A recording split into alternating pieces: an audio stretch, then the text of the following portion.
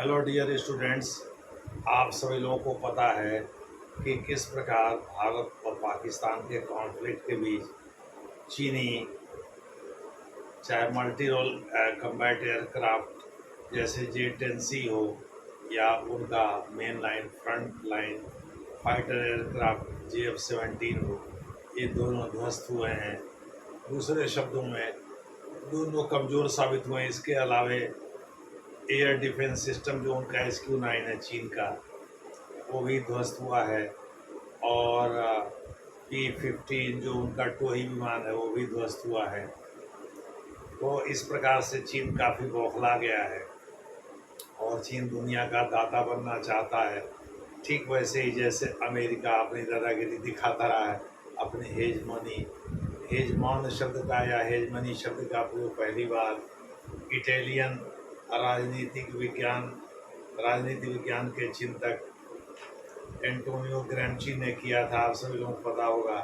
तो वो चौधरी बनना चाहता है अमेरिका। डोनाल्ड ट्रंप साहब तो चुनाव के दौरान बोले थे कि वो सत्ता में आते ही कुछ घंटों के अंदर ही रूस और यूक्रेन का युद्ध रुकवा देंगे और इजराइल और गाजा का युद्ध रुकवा देंगे। तो वो दोनों कर नहीं पाए। तो पाकिस्तान में उन्होंने ये काम किया, पाकिस्तान और भारत के बीच। और कल जैसे ही पता चला कि 8 बजे नरेंद्र मोदी का भाषण होगा, उसके आधे घंटे पहले उन्होंने अपना वक्तव्य दिया। उन्होंने भारत और पाकिस्तान दोनों को धमकाया, भाई दोनों के साथ व्यापार ख़त्म कर लेंगे अगर दोनों निगोशिएटिंग टेबल पर नहीं आते हैं और सीज फायर अनाउंस नहीं करते हैं। तो अब पर्दे के पीछे बहुत सारी चीज़ें, लेकिन नरेंद्र मोदी के भाषण में अगर छिपी हुई बातों को पढ़ा जाए, बिटवीन द लाइन्स चीज़ों को पढ़ा जाए, तो ये क्लियर हो जाता है कि भारत ने बिना किसी दबाव के ये बात स्वीकार किया है और उसने साफ साफ कहा है कि भाई पाकिस्तान के साथ बात होगी तो टेरर पर बात होगी या POK पर बात होगी, किसी अन्य चीज़ पर बात नहीं होगी। और उसने साफ कर दिया है कि कोई न्यूक्लियर ब्लैकमेल नहीं चलेगा। साथ ही खून और पानी एक साथ नहीं पाएंगे, यानी Sindhu IWT Indus water treaty जो 1960 के सितंबर का है, उस पर जो पाबंदी लगी है वो जो कहते एक तरफा सस्पेंड जो किया गया एवियंस में अनंत काल तक, वह बना रहेगा। इसके साथ साथ जो भारत और पाकिस्तान के राजनयिकों को वीज़ा न देना या भारत और पाकिस्तान के बीच जो व्यापार का जिक्र किया था नरेंद्र मोदी ने, तो जब व्यापार रुक गया, IWT रुक गया, तो वीज़ा तो रुका ही रहेगा। तो उन्होंने ये अपने बाप ने जनता को जो एड्रेस किया था दूरदर्शन पर आकर के, वह तो उसमें उन्होंने क्लियर कर दिया था कि भाई ऐसा है। उनकी बातचीत से तो ऐसे लगा कि उन्होंने अमेरिका का नाम तो नहीं लिया, लेकिन अमेरिका किसी दबाव को उन्होंने झेला नहीं है। इस बीच अमेरिकी F-16 विमान को भी मार गिराने का दावा किया है भारतीय सेना ने, जिसमें वो लेडी जो व्योमिका सिंह और कर्नल सोफिया कुरैशी आती थी, उन्होंने दावा किया उन्होंने पाकिस्तान के कई लड़ाकू विमानों को मार गिराया। उसमें F-16 का भी जिक्र किया था।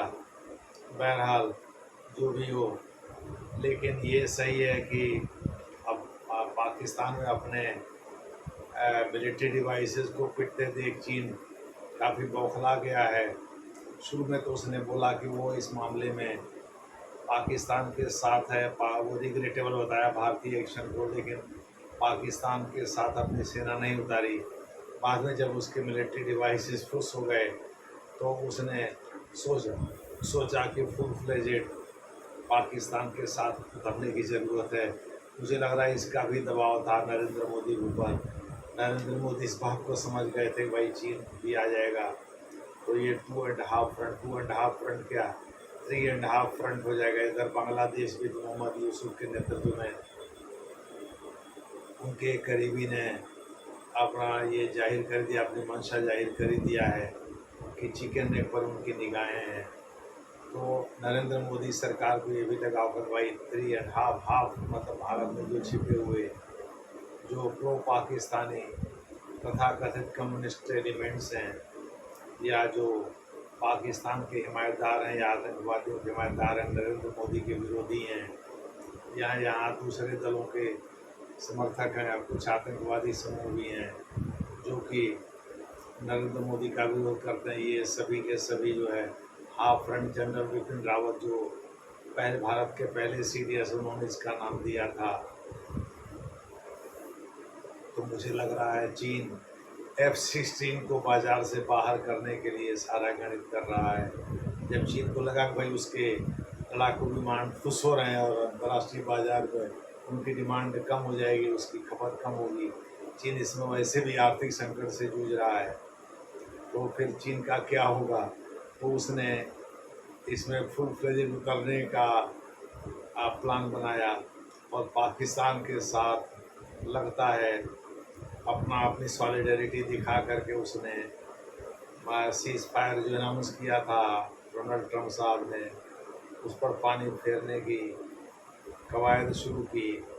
और मुझे लगता है पाकिस्तानी सेना आज भी चूँकि अमेरिका की सुनती है, हालांकि अब पहले तो 67% चीनी हथियार का इस्तेमाल करती थी, अब आर्मी के पूर्व रिटायर्ड ऑफिसर के अनुसार, मिस्टर सिन्हा के अनुसार, वह इस समय 81% चीनी मेड मिलिट्री एसेट्स का प्रयोग कर रही है या इक्विपमेंट का प्रयोग कर रही है।